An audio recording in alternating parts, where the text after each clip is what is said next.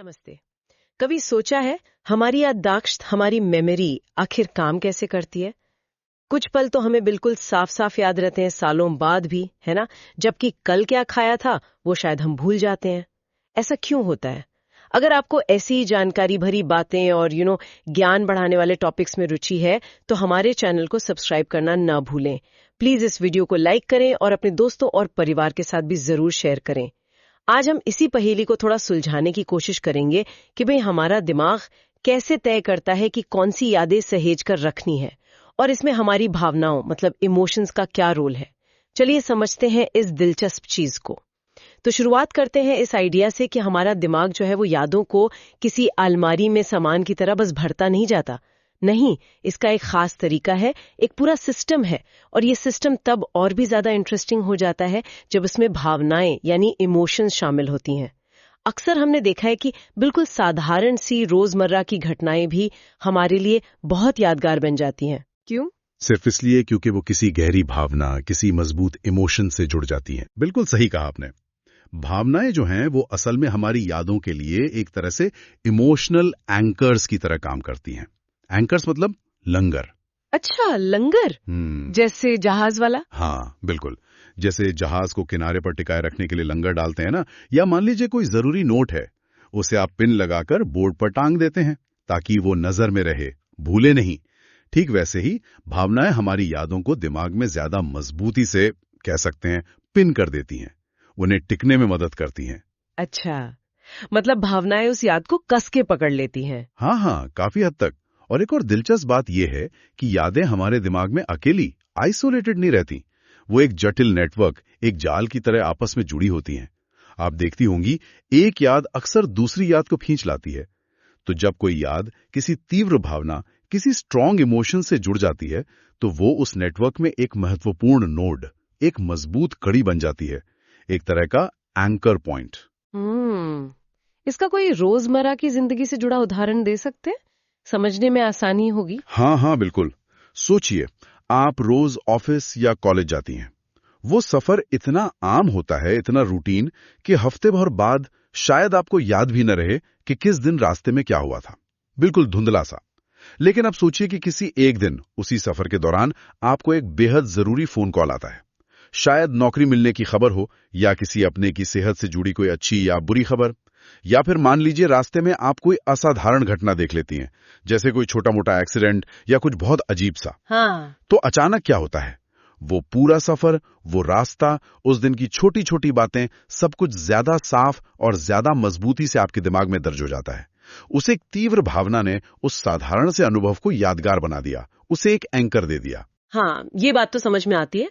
मतलब जो घटना खुद में भावनात्मक रूप से बहुत मजबूत हो, बहुत इमोशनल हो, वो तो याद रहेगी ही। जैसे पहली बार स्टेज पर जाना या कोई बड़ा अवार्ड जीतना, ये तो जाहिर है।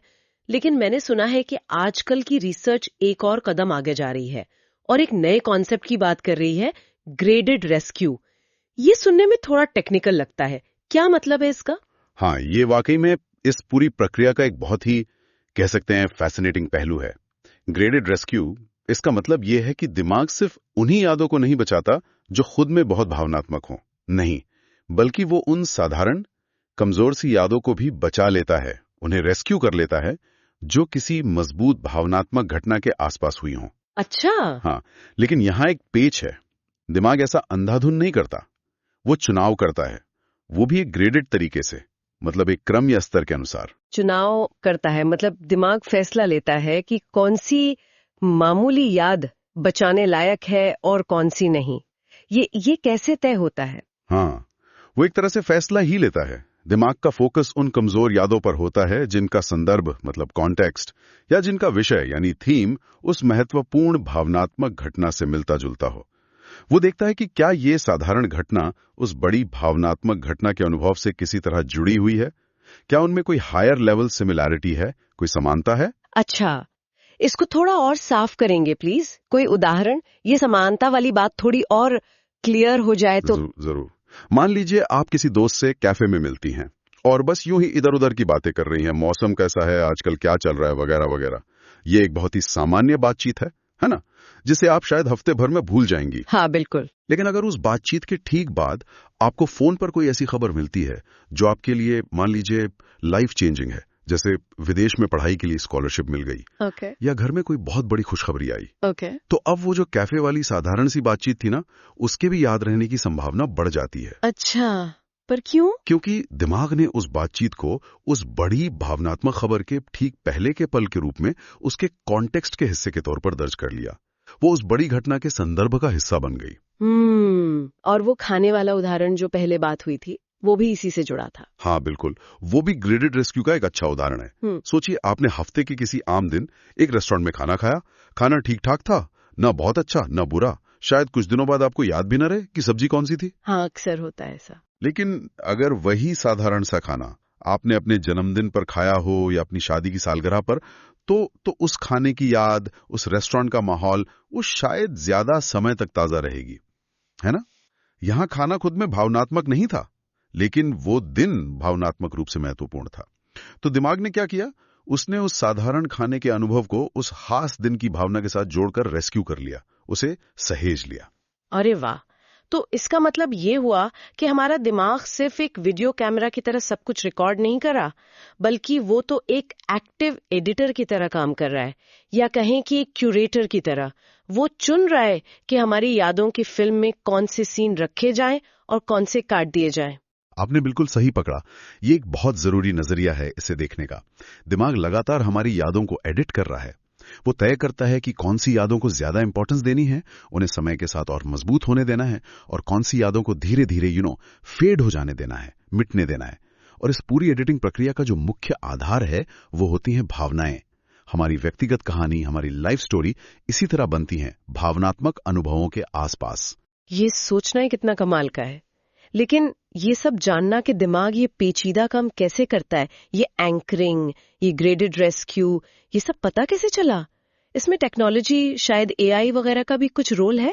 देखिए, दिमाग की अंदरूनी कार्यप्रणाली को समझना बहुत मुश्किल है, चैलेंजिंग है। लेकिन हाल के वर्षों में टेक्नोलॉजी ने खास तौर पर आर्टिफिशियल इंटेलिजेंस यानी एआई और मशीन लर्निंग पर आधारित जो डेटा एनालिसिस है, उसने इसमें बहुत मदद की है। अब रिसर्चर्स क्या कर सकते हैं, वो मस्तिष्क की गतिविधि मतलब न्यूरल एक्टिविटी के बड़े पैमाने पर डेटा का विश्लेषण कर सकते हैं, या फिर कंप्यूटर मॉडल बनाकर ये सिमुलेट कर सकते हैं, नकल कर सकते हैं कि यादें कैसे बनती और जुड़ती हैं। एआई की मदद से उन छोटे छोटे पैटर्न और कनेक्शन को पहचानना मुमकिन हुआ है जो पहले हम देख नहीं पाते थे, कि कैसे एक भावना दूर की असंबंधित लगने वाली याद को भी प्रभावित कर सकती है। तो हाँ, टेक्नोलॉजी हमें दिमाग के इस एडिटिंग रूम की एक झलक जरूर दे रही है। ये सब जानना वाकई बहुत फैसिनेटिंग है। लेकिन अब सवाल ये उठता है कि इस जानकारी का हमारे लिए क्या महत्व है? मतलब इसका हमारी असल जिंदगी में क्या फायदा हो सकता है? देखिए, इस जानकारी के कई अलग अलग फील्ड्स में गहरे इम्प्लीकेशंस हैं, मतलब असर हैं। सबसे पहले तो शिक्षा, एजुकेशन की बात करें। अगर हम जानते हैं कि भावनाएं याददाश्त को मजबूत करती हैं, तो सिखाने के तरीकों को बेहतर बना सकते हैं, है ना? टीचर्स पाठों को सिर्फ तथ्यों की तरह पेश करने के बजाय उन्हें किसी कहानी से, किसी एक्टिविटी से या किसी भावनात्मक संदर्भ से जोड़कर पढ़ा सकते हैं। हाँ बिल्कुल। इससे छात्रों को चीजें ज्यादा आसानी से और ज्यादा लंबे समय तक याद रह सकती हैं। हाँ, ये तो बहुत प्रैक्टिकल बात है। सीखने की प्रक्रिया को ज्यादा इफेक्टिव बनाया जा सकता है। और मानसिक स्वास्थ्य के क्षेत्र में, मेंटल हेल्थ के लिए भी ये समझ बहुत महत्वपूर्ण है, बहुत ज्यादा। उदाहरण के लिए पीटीएसडी को लीजिए, पोस्ट ट्रॉमेटिक स्ट्रेस डिसऑर्डर। इसमें अक्सर यही होता है कि कोई पुरानी दर्दनाक घटना से जुड़ी भावनाएं, वो इमोशनल एंकर्स जो हैं, वो बार बार वर्तमान में तकलीफदेह यादों या फ्लैशबैक्स को ट्रिगर करते रहते हैं। अगर हम बेहतर ढंग से समझ पाएं कि ये दर्दनाक भावनात्मक एंकर कैसे बनते हैं और कैसे काम करते हैं, तो शायद उन्हें कमजोर करने या उनसे निपटने के लिए ज्यादा असरदार थेरेपीज डेवलप की जा सकती हैं। और बढ़ती उम्र के साथ जो याददाश्त की समस्याएं आती, जैसे अल्जाइमर, क्या उसमें भी ये रिसर्च कुछ मदद कर सकती है? बिल्कुल, बिल्कुल कर सकती है। बढ़ती उम्र और याददाश्त में कमी, खासकर अल्जाइमर जैसी बीमारियों में अक्सर देखा जाता है कि नई यादें बनाने या पुरानी यादों के बीच कनेक्शन बनाने की क्षमता कमजोर हो जाती है। ये रिसर्च हमें सुराग दे सकती है कि इमोशनल कनेक्शन का इस्तेमाल करके मेमोरी कनेक्शंस को कैसे मजबूत किया जाए या उन्हें बिगड़ने से कैसे बचाया जाए। हो सकता है कि ऐसी थेरेपी विकसित की जा सके जो भावनात्मक अनुभवों के जरिए याददाश्त को सहारा दें। आपने एआई का जिक्र भी किया था कि वो इसे समझने में मदद कर रहा है। क्या इसका उल्टा भी हो सकता है? जी, मतलब क्या ये समझ एआई को बेहतर बना सकती है? हाँ, ये एक टू वे स्ट्रीट है, दो तरफा रास्ता है। भविष्य में इस समझ का इस्तेमाल करके ऐसे आर्टिफिशियल इंटेलिजेंस AI सिस्टम बनाने की कोशिश की जा सकती है जो इंसानों की तरह याददाश्त रखने और भावनात्मक संदर्भ को समझने की नकल कर सकें। सोचिए, एक AI जो सिर्फ डेटा प्रोसेस न करे बल्कि ये भी समझे कि कौन सी जानकारी भावनात्मक रूप से ज्यादा महत्वपूर्ण है। इससे मशीन लर्निंग और ज्यादा इंसानों जैसी ज्यादा कुशल हो सकती है। हालांकि इसके साथ ही एक बड़ा नैतिक सवाल भी खड़ा होता है। क्या सवाल? कैसा नैतिक सवाल? सवाल ये कि क्या हम वाकई चाहते हैं कि मशीनें भी भावनाओं से जुड़ी यादें रखें? क्या हम ऐसी AI बनाना चाहते हैं जो हमारी तरह महसूस कर सकें या भावनात्मक यादों का बोझ उठाए? ये एक ऐसा प्रश्न है जिस पर भविष्य में बहुत सोचने विचारने की जरूरत होगी। ये तो सचमुच सोचने वाली बात है। तो अगर हम इस पूरी चर्चा का सार निकालें तो मुख्य बात क्या है? बॉटम लाइन क्या है? बॉटम लाइन ये है, निचोड़ ये है कि हमारा दिमाग एक पैसिव रिकॉर्डर नहीं है। वो सिर्फ रिकॉर्ड नहीं करता बल्कि वो एक एक्टिव स्टोरी टेलर है, एक कुशल एडिटर है। ये सिर्फ ये रिकॉर्ड नहीं करता कि क्या हुआ, बल्कि ये इस पर ज्यादा ध्यान देता है कि जब वो हुआ तब हमने कैसा महसूस किया। हमारी भावनाएं ही वो स्याही हैं, वो इंक हैं जिनसे हमारी यादों की किताब लिखी जाती है। वही तय करती हैं कि कौन से चैप्टर सुनहरे अक्षरों में लिखे जाएंगे और कौन से समय के साथ धुंधले पड़ जाएंगे। वाह, क्या बात है! यानी हमारी भावनाएं ही हमारी व्यक्तिगत कहानी की असल में निर्माता हैं। सच तो यही है। भावनाएं ही हमारी सबसे स्थायी, कभी ना भूलने वाली यादों के असली गार्डियंस हैं, संरक्षक हैं। हमारा भावनात्मक जीवन, हमारी खुशियां, हमारे गम, हमारे डर, हमारी उम्मीदें, यही सब मिलकर हमारी पहचान बनाते हैं। हमारी यादों को वो अनोखा रंग देते हैं जो सिर्फ हमारा होता है। बहुत खूब। ये वाकई गहरी बात है सोचने के लिए।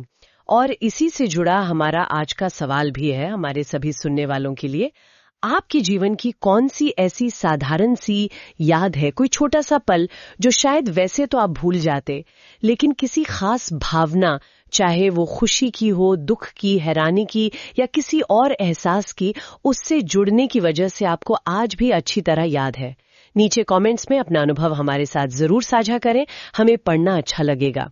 तो आज की इस चर्चा में बस इतना ही। उम्मीद है आपको ये जानकारी दिलचस्प और उपयोगी लगी होगी। अगली बार फिर मिलेंगे एक नए विषय और नई जानकारियों के साथ। धन्यवाद।